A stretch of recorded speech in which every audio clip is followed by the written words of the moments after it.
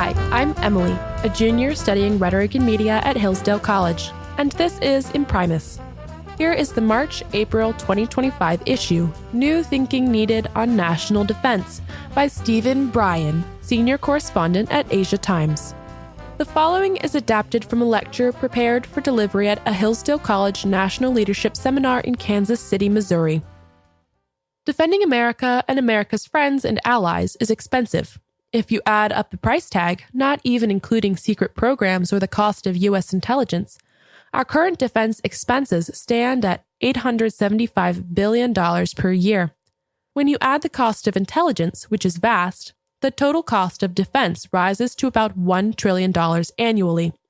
Despite these expenditures, the Ukraine war has exposed some dramatic inadequacies. We have learned that America's arsenal, as it stands today, would be quickly depleted in any future sustained conflict. And we've learned that our allies are in far worse shape. This raises the question of how we can spend so much on our national security, but still have a military that seems so woefully underprepared for a major conflict. Consider, for instance, the remarkable fact that, unlike Israel, we have no national air defense system. Historically speaking, the heyday of American defense production was during World War II. Vast civilian industries were converted to produce guns, artillery, tanks, and jeeps, and new plants were commissioned to build airplanes and ships. In World War I, the U.S. sent 4.8 million soldiers directly or indirectly into the war, mainly in Europe. We also sent 1.325 million horses and mules to the battlefield, depleting America's equine stock.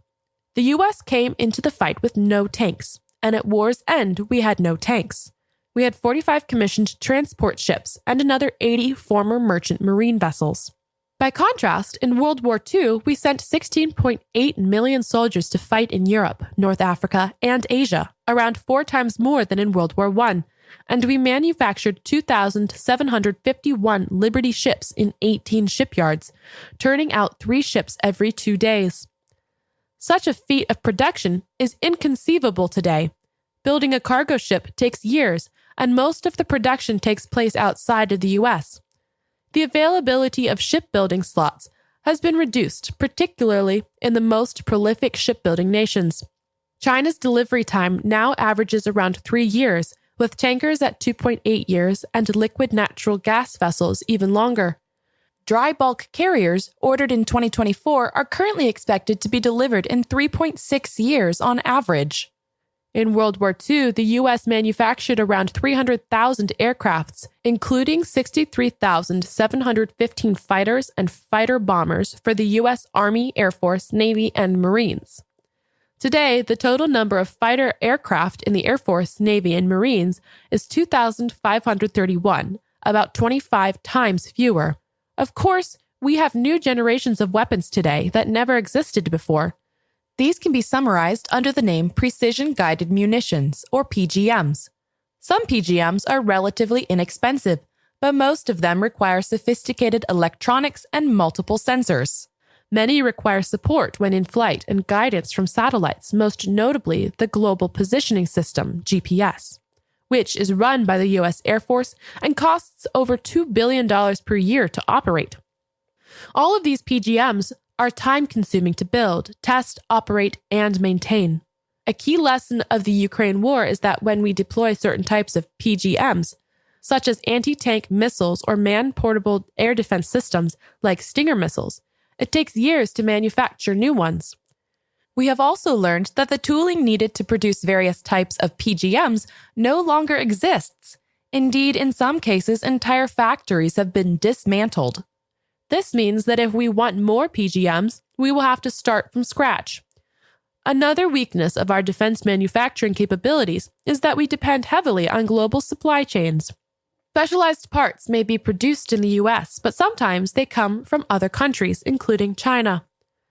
When supply chains are disrupted or certain parts are no longer manufactured, defense production grinds to a halt. The U.S. must reverse this trend quickly if we are to remain dominant. Consider the fact that most of the first-person view, FPV drones controlled by a remote pilot using video cameras, that are being used on the battlefield in Ukraine and elsewhere are built with parts made primarily in China. This supply chain dependence is a direct result of the globalization of industry and the offshoring of America's manufacturing, mostly to Asia and especially to China. While U.S. law requires that more than 50% of each piece of defense hardware consist of American-made parts, that standard, already inadequate, runs up against the reality of the outsourcing of goods that are no longer made in America. The defense industry can only control the supplier network tangentially by trying to ensure that components meet military specifications, mil-spec. Even then, there is a significant number of cheaters who produce substandard parts for expensive military platforms. In some cases, mil-spec cannot be applied and only commercial parts can be purchased. A further problem is presented by the fact that our defense industry largely depends on global companies whose priorities do not necessarily include producing parts for defense manufacturers. Both for economic and ideological reasons, the relationship between defense companies and their leading suppliers, usually high-tech companies, is often fraught. Some of these companies won't even bid on government contracts, which they say are burdensome, impose onerous workforce and electronic security requirements, and are ultimately not profitable. In addition, many workers in high-tech industries will not participate in defense research for political reasons. As artificial intelligence, robotics, quantum computing, and other cutting-edge technologies are becoming increasingly important to the ability of the U.S. to maintain its warfighting edge, this problem grows even more acute. Then there is the problem of time. The lifespan of a fighter jet, from the design stage to retirement, can last as long as 50 years. Modern high-tech industries are designing, fielding, and retiring products in a much shorter time frame, and they have no interest in manufacturing products that they deem obsolete. 40 years ago, I asked Bob Noyce, a co-founder of Intel, to look at one of our strategic missile systems where we were encountering supply problems. He recommended that the government itself needed to produce the older or sunset technologies because no one else would be willing to do it for us. The same problem persists today. American defense companies essentially consist of three types. One, the Big Four, Lockheed Martin, RTX, formerly Raytheon, Boeing, and General Dynamics, who dominate in terms of contract awards. Two, second-tier companies, some of which are innovative while others are just looking for a contract. And three, the suppliers. The Big Four often buy up innovative companies, which sometimes leads to good results, at least for a while. A complicating factor is that the competition to acquire new technology, such as artificial intelligence, is dominated by non-defense companies with deep pockets. While defense companies are sometimes chasing the same innovations, there are no assurances they will succeed when outbid by Google, Microsoft, NVIDIA, or even offshore corporations. While the U.S. government helps defense companies by underwriting critical research and development, the Defense Department does not assist them with acquisitions of high-tech companies. Almost all modern defense systems need complex software. For example, the F-35 stealth jet runs on more than 8 million lines of code. As artificial intelligence capabilities increase in aerospace and defense, the amount of code will expand and new types of processors will be added to the F-35 and many other platforms such as missiles, tracking systems, fire control systems, and intelligence gathering devices. New AI systems will make the kinds of decisions that are currently made by soldiers, pilots, and command centers, and will have the ability to process information at astonishing speeds. This is an excellent opportunity to make the old equipment much better and more effective. One important question is whether our major defense companies will be able to recruit enough high-tech talent to do the job. We are living in a time when autonomous systems are taking over parts of the battlefield, including in the Ukraine war. But we are not alone in fielding these autonomous AI-driven systems. China and Russia are making tremendous progress in this area. Consequently, our challenge is to upgrade our AI fighting systems rapidly. American defense companies are lagging behind their foreign competitors, and the help they need is unlikely to materialize internally. It is urgent that they team up with commercial AI developers who should be encouraged to assist with national security priorities. I worked in a multinational defense company, then the 8th largest in the world, with annual revenues of over $20 billion. But like almost all such companies in the US and Europe, it was built through the acquisition of smaller firms that were combined to make one big corporation. The same is true of today's big defense companies. Typically, if a defense company is contracted by the government to produce a PGM, such as the Stinger missile, it will build a facility to do that. When the contract runs out or there are no more significant exports, the special facility is shut down. This poses a serious problem if the U.S. urgently needs to surge production of that PGM. One solution to this problem would be the construction of a single flexible facility that could produce a range of PGM products using the same labor force. In that case, restarting a production line could be done much more quickly and easily. This would require suppliers to agree to a consolidation plan to build their products in a common facility. In other words, we need a national security version of Elon Musk's Gigafactory. One of the key vulnerabilities of our defense and high-tech infrastructure is that the technology on which it relies is routinely stolen by foreign countries, especially China. In effect, we have two defense budgets, one for us and the other for our enemies. Despite various efforts to hinder or put a stop to this, cyber theft has become a huge business and is tremendously damaging to America's national security. Until very recently, we have done virtually nothing about this cyber espionage. The thieves are almost never punished. All we do is complain while our enemies bleed us dry. But cyber is only one area where our adversaries are actively working to damage us.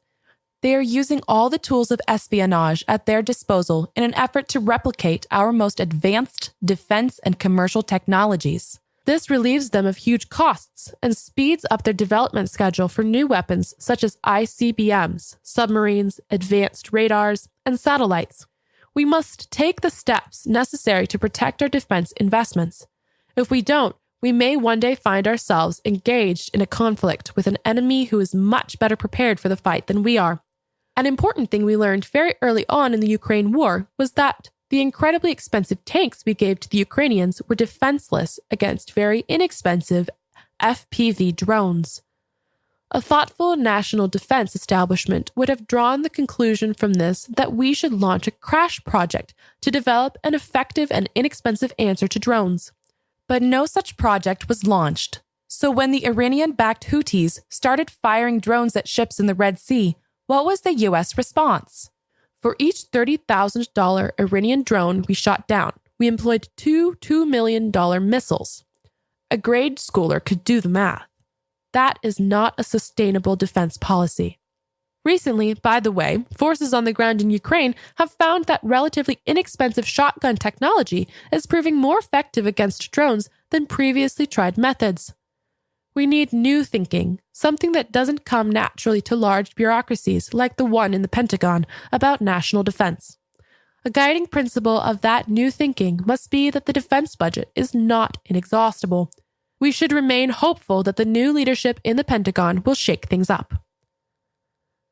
To sign up for a free lifetime subscription to Imprimis, delivered to your mailbox or your inbox, go to hillsdale.edu/lifetime. Hey there! Today I want to tell you about the Hillsdale K-12 Classical Education Podcast. This unique show explains how children benefit from an American classical education. Whether you're a teacher, student, or parent, you'll find something of value on the show. You'll hear from teachers and administrators from schools around the country, as well as Hillsdale professors and friends who are leading the effort to revive the American tradition of K-12 education. When you listen, you'll learn all about classical education, what it is, how to teach it, and why it matters today.